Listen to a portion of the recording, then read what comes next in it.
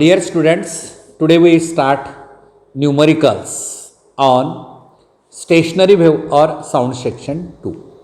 पाय बेटा, sound section 2 आपण संपवलेला अत्यंत महत्त्वाचा आणि खूप मोठं टॉपिक होता आणि या टॉपिकवरती आपण काय करत चाललेलं आहे आता न्यूमरिकल सॉल्व करायचे आहेत आणि या टॉपिकवरती कमीत कमी 2 तरी न्यूमरिकल तुम्हाला विचारतात. Velocity of sound in air, velocity of sound in air v is equal to 300 meter per second. If the distance between the two successive successive nodes मधला डिस्टन्स किती असतं रे सांगा बरं बेटा. नोड म्हणजे 2 सक्सेसिव्ह नोड मधला डिस्टन्स म्हणजे एक लूप आहे, एका लूपची लेंथ किती हाफ वेव्ह लेंथ.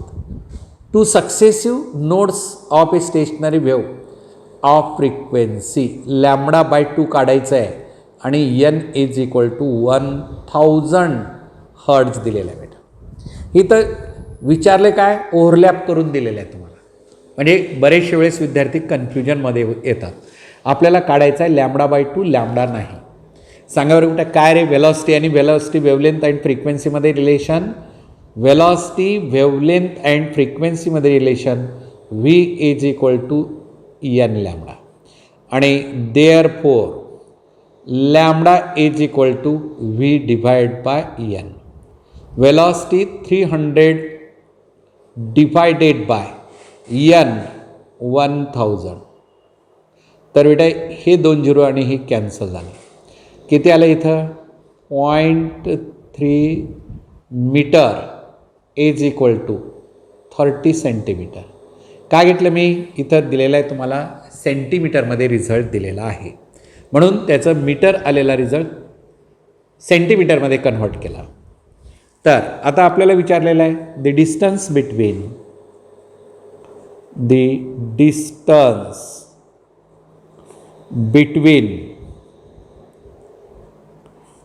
टू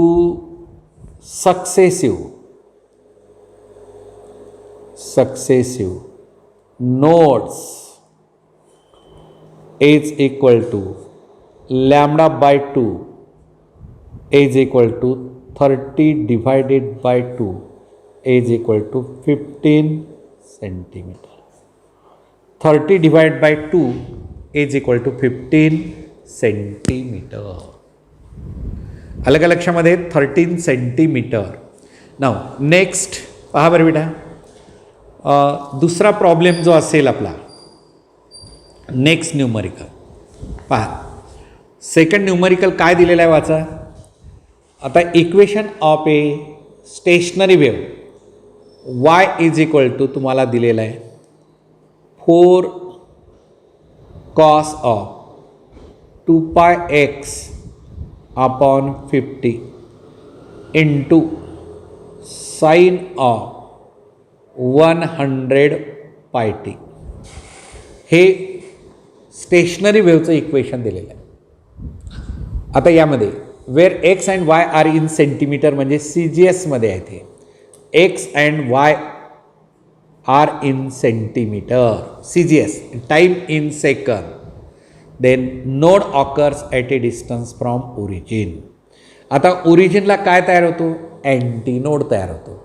मग अँटीनोडपासून node distance, then node occurs at a distance काय रे सांगा node to antinode distance λ/4.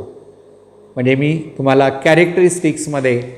Characteristics of stationery wave जे होतं त्यामध्ये हे सर्व तुम्हाला दिलं होतं बेटा. आता λ/4 काढायचं आहे. चला कसं काढणार इक्वेट करा. स्टँडर्ड इक्वेशन काय y is equal to capital R sine of omega into t आणि R बरोबर काय रे 2a cos of 2πx upon lambda. 2πx upon lambda. तर ही किंमत जी आहे ही R बरोबर आहे.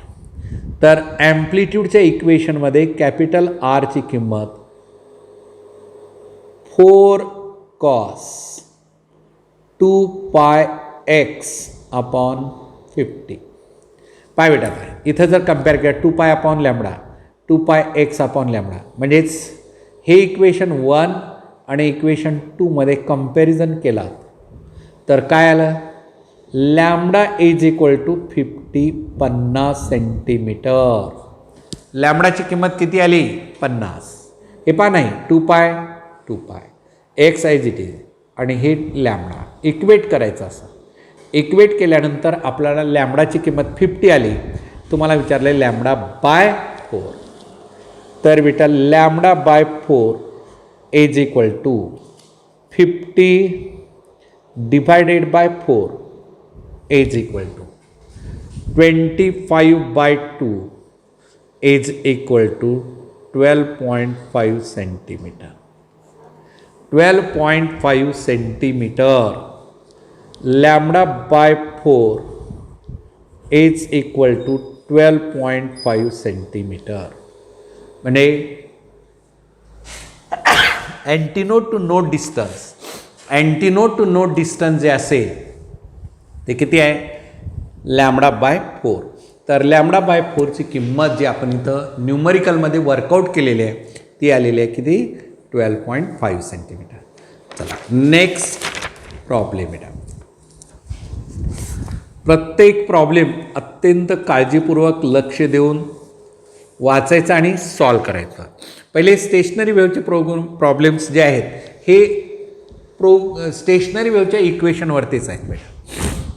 चला the velocity of a progressive wave which produces stationary wave. Velocity विचारलेलं आहे.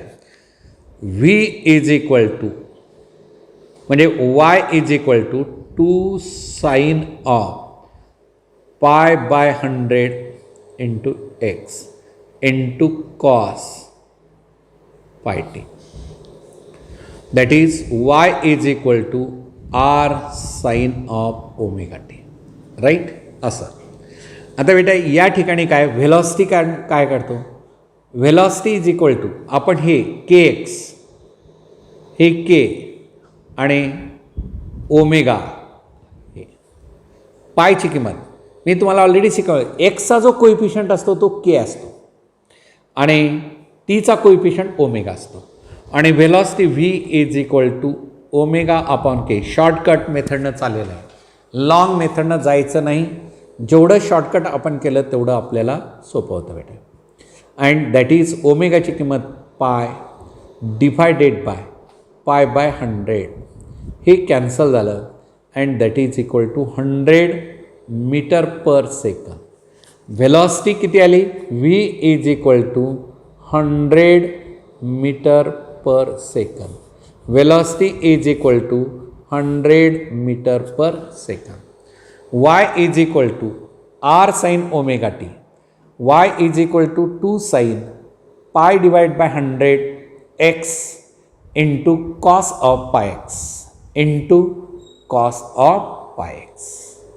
तर अशा टाईपचा न्यूमरिकल जो आपण इथं लर्न केलेला आहे या न्यूमरिकलमध्ये तुम्हाला बेसिक फॉर्म्युला वॉट एव्हर एक्सचा कोइफिशियंट काहीही असू द्या हा एक्सचा कोइफिशियंट के असतो आणि स्मॉल टीचा कोइफिशियंट पाय असतो आणि आपल्याला formula v is equal to omega upon K.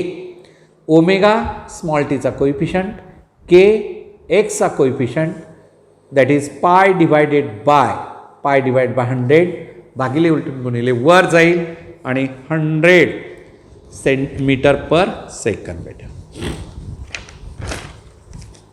100 metre per second. चला दॅट इज आता प्रॉब्लेम नंबर 4. चला काय येईल सांगा बरं. If the particle displacement in a standing wave is given by. If the particle displacement in a standing wave is given by y is equal to सांगा बेटा y is equal to 2 sine of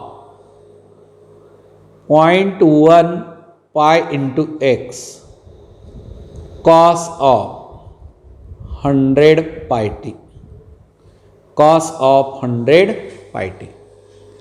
The distance between a node and next antinode will be.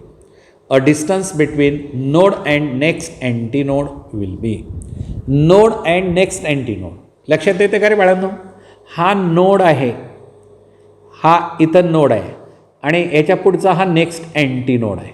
म्हणजे node to antinode distance किती असतं? λ/4. हे इथं clear झालं पाहिजे. The distance between node and the next antinode will be. The distance between node and next antinode will be. तर इथं जे लागेल आपल्याला हे distance between node and next antinode will be. Node to antinode जे असे λ/4. Node to next antinode is equal to λ/4. आता lambda कसं काढायचं बेटा? मी तुम्हाला काय सांगितलं, एक्सचा कोइफिशियंट काय असतो रे? सांगा, आत्ता सांगितलेलं आहे. एक्सचा कोइफिशियंट काय? के असतो. आणि के बरोबर किती? 0.01 का 1? 0.1 आहे बेटा. 0.1 इथं 0.1 पाय हे द्या. 0.1 pi into x. That is केची किंमत 2 pi upon lambda is equal to 0.1 pi. म्हणजे हे पाय आणि पाय कॅन्सल आणि lambda is equal to 2 divide by 0.1 is equal to 20. आणि मग lambda is equal to 20 centimetre. Lambda is equal to किती आलं? 20 सेंटीमीटर. लक्षात आलं का रे? पहा, केची किंमत आणि ओमेगाची किंमत स्टँडर्ड इक्वेशनमध्ये के आणि ओमेगाच्या किंमती इथं क्लिअर झाल्या पाहिजेत बेटा. के म्हणजे काय असतो? एक्सचा कोइफिशियंट जी काही किंमत असेल ती केची किंमत. इथं किती दिलेलं आहे तुम्हाला? 0.1 पाय एक्स. आणि केची किंमत 2 pi upon lambda is equal to 0.1 pi. हे पाय इथं कॅन्सल झालं आणि लॅम्बडा इकडे नेल्यानंतर याला 0.1 इथं आलं 20. तर तुम्हाला विचारले काय? नोड टू अँटीनोड डिस्टन्स विचारले. λ/4 that is 20 divide by 4 is equal to 5 centimetre. ऑप्शनमध्ये आहे का? पहा, result of this numerical is λ/4 is equal to 5 centimetre. λ/4 is equal to 5 centimetre. त्यानंतर बेटा नेक्स्ट प्रॉब्लेम नंबर 5 मध्ये चला ट्राय करा बरं. आता प्रॉब्लेम नंबर 5.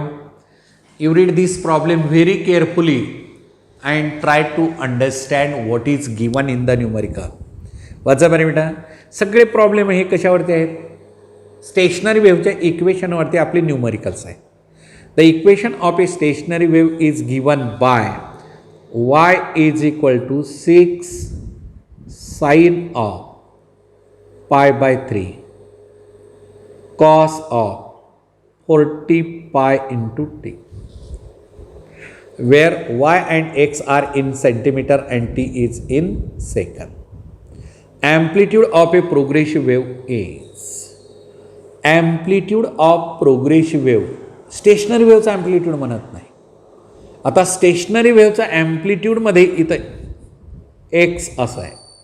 तर बेटा हे जे आहे तर ॲम्प्लिट्यूडची टर्म कोणती आहे? इथं ही capital R is equal to 6 sin of π/3 into X हे ॲम्प्लिट्यूड आहे. आता ही इक्वेशन फर्स्ट आणि standard equation y is equal to 2a cos of sine किंवा कॉस कोणतं येतं? π/3x असं जर असेल ते फेजमध्ये फरक पडतो. साईन आणि कोसाईन म्हणजे फेजमध्ये फरक पडतो, त्याचे काही आपल्याला संबंध नाही. तर तुम्हाला इथं जे स्टेशनरी वेव्हचं ॲम्प्लिट्यूड म्हणजे 2a असतं. तर 2a इज इक्वल टू 6. कशामध्ये दिलं हे? सेंटीमीटर म्हणजे CGSमध्ये दिलेलं आहे. 2A स्टेशनरी वेव्हचा ॲम्प्लिट्यूड 2A 6 सेंटीमीटर. विचारले काय? Amplitude of progressive wave. Amplitude of progressive wave म्हणजे इंडिव्हिज्युअल वेव्ह. तर या प्रोग्रेसिव्ह वेव्हचं amplitude 6 divided by 2 is equal to 3 centimetre. Amplitude of progressive wave is equal to 3 centimetre. चला ह्याचा amplitude घेतला आपण. This is the amplitude of progressive wave. Amplitude of a progressive wave is equal to A is equal to 3 centimetre. Amplitude of a progressive wave A is equal to 3 centimetre. चला next, the equation of vibrating string is y is equal to 0.1 cos of pi into x into sine of 200 pi t, where all quantities are expressed in SI unit. म्हणजे सर्वच expressed in SI unit.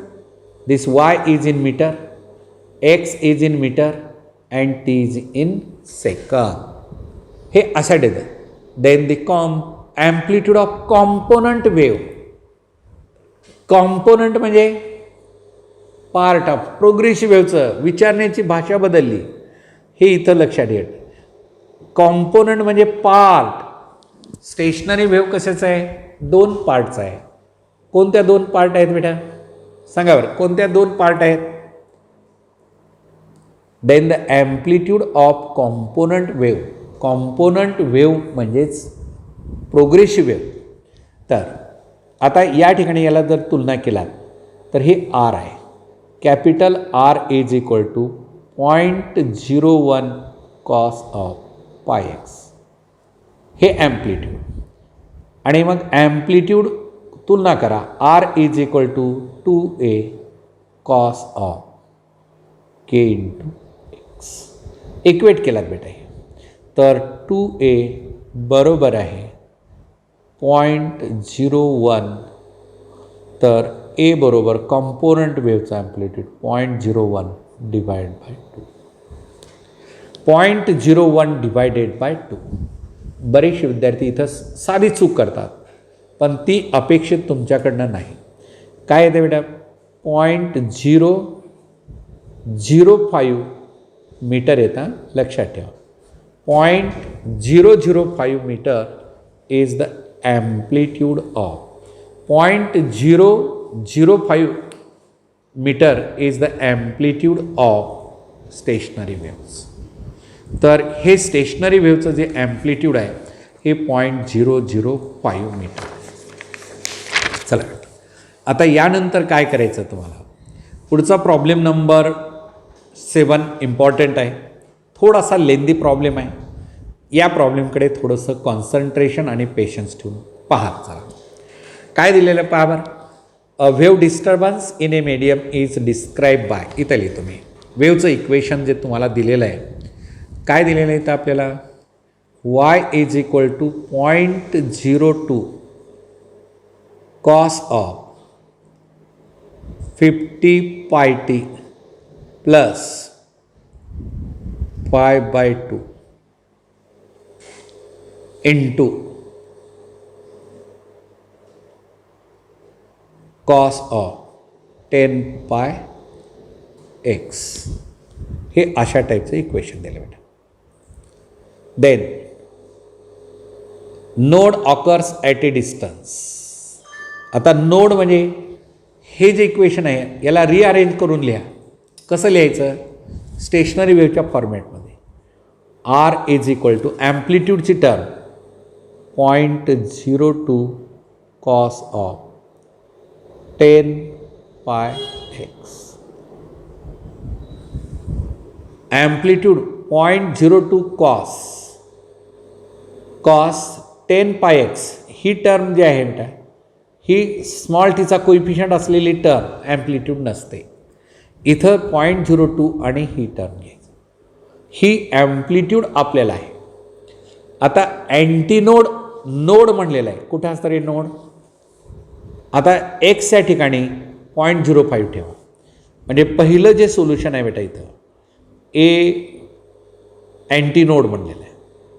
R is equal to काय येतं 0.02 cos of 10 pi into 0.15. 0.02 cos 10 pi into 0.15 and that is equal to 0.02. आता हे 10 इथं झालं, हा point इथं येतो. 1.5 cos 1.5 pi and that is equal to 0.02 cos of pi plus pi by 2. Cos pi plus pi by 2 म्हणजे किती रे सांगा? Cos pi plus pi by 2 cos पाय बाय 2 आणि कॉस पाय बाय 2 ची किंमत किती येते 0 इज इक्वल टू 0. आलं का? 0.15ला नोड येतो. नोड केव्हा असतो? Node is a point which do not vibrate. म्हणजे हे एक करेक्ट ए जो पॉईंट आलेला आहे तो करेक्ट आहे. आता हे प्रॉब्लेम चेक करण्यासाठी सगळे कंडिशन चेक करावं लागेल. पहिलं ए करेक्ट आला. आता दुसरं and antinode occurs at 0.3 metre त्याच इक्वेशनमध्ये ठेवा. आता हे दुसरं ए झालं आपल्याला बेटा इथं. आता बी आपण घेतो इथं. R is equal to 0.02 cos of 10 pi into 0.15 and that is equal to 0.02 cos 1.5 pi into x म्हणजे 0.3 हा इथं 0.3 0.3 म्हणजे 3 पाय आला. किती आलं इथं 3 पाय.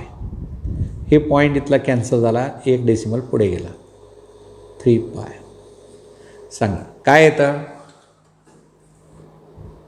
0.02 इंटू कॉस 3 पाय.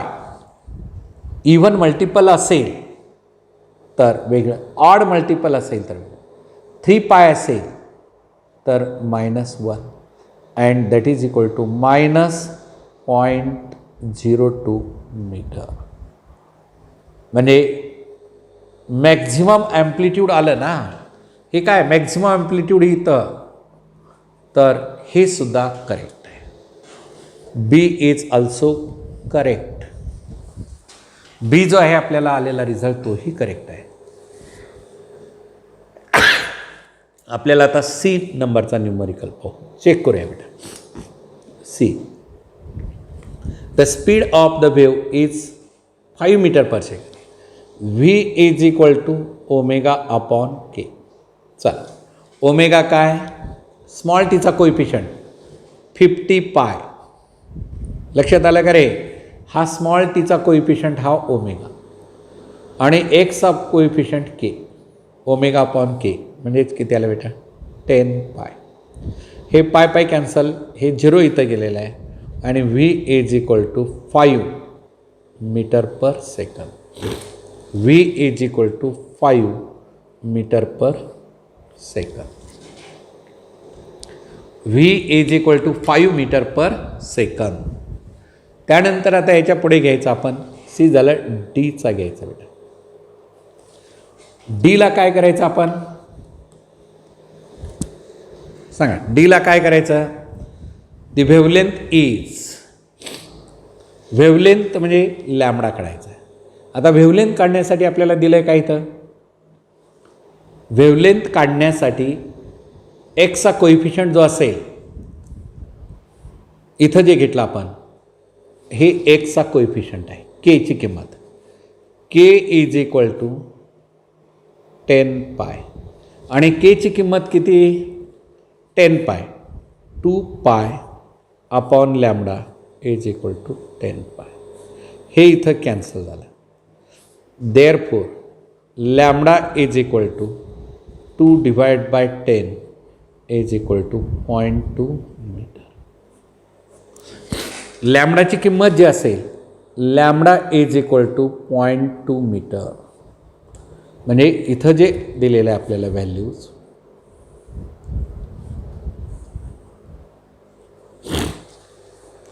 Lambda is equal to 0.2 metre. ही जी वेव्हलेंथ आपल्याला आलेली आहे ती किती आली 0.2 metre. That is lambda is equal to 0.2 metre. नाव आता पहा बेटात आपल्या काय दिलेलं ऑप्शन आपण चारही काढले हेही करेक्ट आहे. म्हणजे आपल्या ऑप्शनमध्ये पहिलं करेक्ट, दुसरं करेक्ट, तिसरं करेक्ट आणि चौथं correct. The correct statements regarding the stationary view is are A B and D correct, A B and C correct, A and B only, A B C and D म्हणजे सर्वच correct. म्हणजे option answer आपलं जे असेल ते D. म्हणजे पूर्ण एक न्यूमरिकल म्हणजे कितीचा झाला हा 4 न्यूमरिकलचा लेंदी प्रॉब्लेम आपण ज्याला म्हणतो तो हा न्यूमरिकल झाला बेटा. चला आता पुढे तुम्हाला दिलेला 2 wires whose wavelengths are in the ratio 3:2. 2 wires whose wavelengths are in the ratio lambda 1 आणि lambda 2 is equal to 3:2 are stretched with equal tensions T1 is equal to T2 and give equal frequencies N1 is equal to N2. If the radii of the wires are in the ratio R1 by R2 is equal to 3:2, then the ratio of densities ρ1 by ρ2 बरोबर किती. अलग लक्षात आलं. हां सांगा बरं मला काय आपल्याला फंडामेंटल फ्रिक्वेन्सीचा आपण फॉर्म्युला लर्न केलेला आठवला पाहिजे. N1 by N2 is equal to L2 by L1 into R2 by R1 into T1 by T2 into ρ2 by ρ1. Directly proportional to काय टेन्शन आणि बाकी सर्व इन्व्हर्सली प्रोपोर्शनल आहेत. तर इथं काय दिलेलं आहे आता आपल्याला ρ1 बाय ρ2 काढायचा बेटा. ठेवून टाकूया. N1 is equal to N2 म्हणजेच 1 आलं. T1 is equal to T2. आता wavelength 2 wires whose lengths are in the wavelength नाही लेन्थ्स L1 बाय L2 बेटा.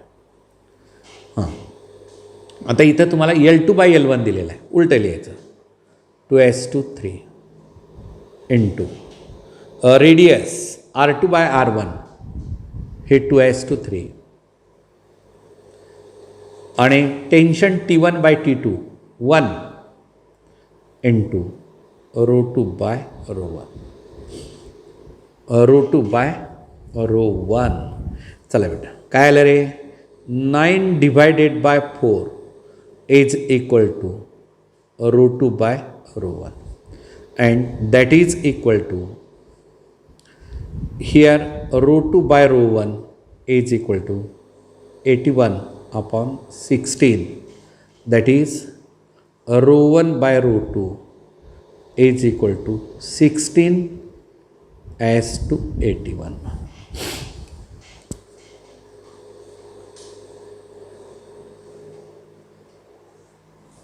ρ1 by ρ2 is equal to 16 as to 81. 16 as to 81. इथं जे आपण घेतलेलं आहे हे किती घेतलं 16 as to 81. चला पुढे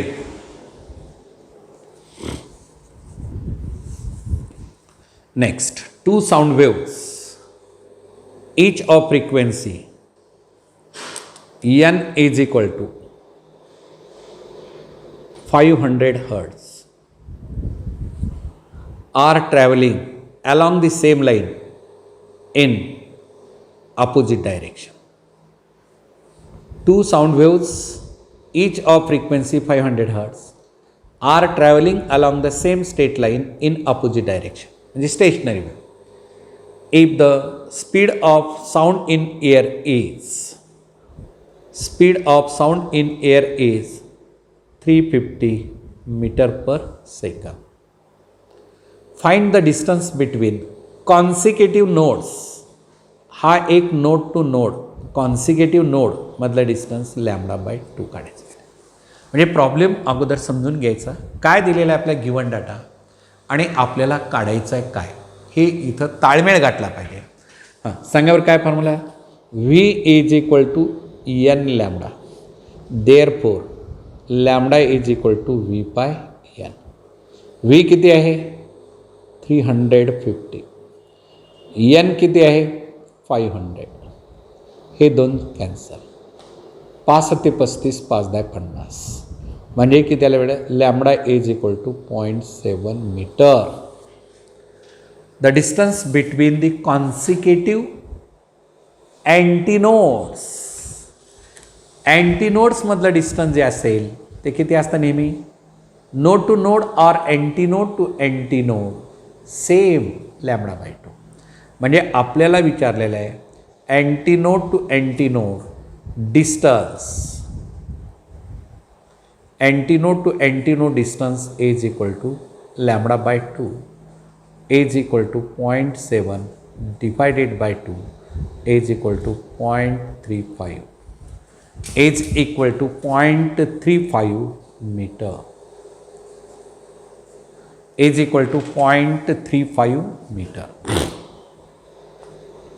हे जे डिस्टन्स आहे नोड टू नोड आणि अँटीनोड टू अँटीनोड डिस्टन्स जे असेल तर ते किती असतं 0.35 मीटर. तर या टाईपचं इथं ऑप्शनमध्ये दिलेलं आपल्याला इथं लक्षात आलं पाहिजे बेटा. आता त्यानंतर पुढे नेक्स्ट न्यूमरिकल्स, फार महत्त्वाचा आणि सिम्पल न्यूमरिकल आहे. पॉवर लर्न करा. Try to understand what is given in the numerical. A wire under a tension vibrates with fundamental frequency n is equal to 256 hertz. What should be the fundamental frequency of the wires if its length is half? Length म्हणजे L2 is equal to 1/2 times L1. Thickness D2 is equal to twice D1 and 1/4 of tension T2 is equal to 1/4 of T1, 1/4 of T1. तर आपल्याला ती frequency ही दिलेली N1, तर N2 बरोबर काढायचे. आलं का लक्षामध्ये. न्यूमरिकलमध्ये काय दिलेलं आहे आपल्याला आणि काय काढायचं आहे याची आयडिया क्लिअर झाली तर बरेचसा तुमचा प्रॉब्लेम लक्षात येतो. मी आत्ता दिलेला फॉर्म्युला तोच, N2/N1 is equal to L1/L2 into रेडियसचा किंवा डायमीटरचा रेशो बेटा R1/R2 आणि रूट ऑफ T2/T1 इंटू ρ1/ρ2 रूटमध्ये. हा बेसिक फॉर्म्युला तुम्हाला आठवला पाहिजे. आता यामध्ये किमती ठेवा. काय किमती ठेवायचं आहे, L1 L2च्या ठिकाणी 1/2 L1, L1 divided by 1/2 L1 into R1 divided by R1 divided by R2च्या ठिकाणी काय ठेवणार तुम्ही 2 टाइम्स R1. डायमीटरचा आणि रेडियसचा रेशो सारखाच असतो बेटा. आणि रूट ऑफ T2/T1 इथं जे येतं T2/T1 is equal to 1/4 into, what about the thickness दिलेला आहे बेटा, रो डेन्सिटी मटेरियल तेच आहे, म्हणजे ρ1/ρ2चा रेशो हा 1 आला, मटेरियल तेच आहे, मटेरियलमध्ये बदल नाही. मग आता हे L1 कॅन्सल, इथं ρ1 कॅन्सल, हे 2 कॅन्सल झालं, equal to 1/2. N2/N1 is equal to 1/2. N2/N1 is equal to 1/2 आणि N2 is equal to N1/2. What is N1? 256 divided by 2, that is 1, 2, 8, 128 hertz. 128 hertz. That is equal to here. N2 is equal to 128 hertz.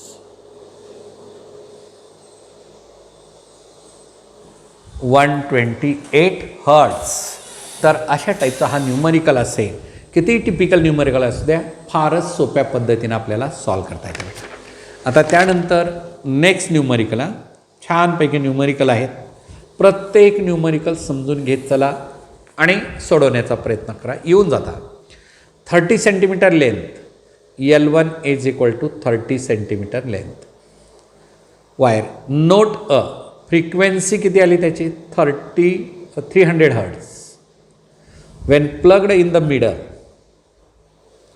म्हणजे त्याला मिडलला plucking केलं. What length of the wire will produce a note of frequency.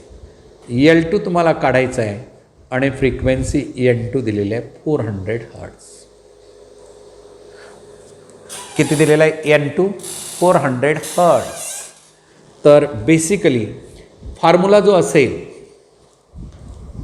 N1 L1 is equal to N2 L2, N1 L1 is equal to N2 L2 आणि L2 is equal to N1 L1 divided by N2 is equal to N1 L1 is equal to N2 L2. 300 into 30 divided by N2 ची किंमत किती आहे बेटा, 400. Right, हे 2 zero इथे cancel झालं. किती झालं, 90 divided by 4. 90 divided by 4 and that is equal to 4 2 8, एक उरलं 10 झालं, 4 2 8, परत 0.5 सेंटीमीटर. तर लेंथ जे असेल L2 is equal to 22.5 centimetre. आठवतं का रे आपण, हा लॉज ऑफ व्हायब्रेटिंग स्ट्रिंगमध्ये तुम्हाला दिलं होतं मी. कुठं, लॉज ऑफ व्हायब्रेटिंग स्ट्रिंगमध्ये N1 L1 is equal to N2 L2, N1 L1 is equal to N2 L2. प्रत्येक ठिकाणी कुठलं आर्टिकल आहे, त्याच्यावरचा कसा न्यूमरिकल आहे, हे सर्व आपल्याला क्लिअर झालं पाहिजे. चला बरं, अत्यंत महत्त्वाचा प्रॉब्लेम आहे 12 नंबर.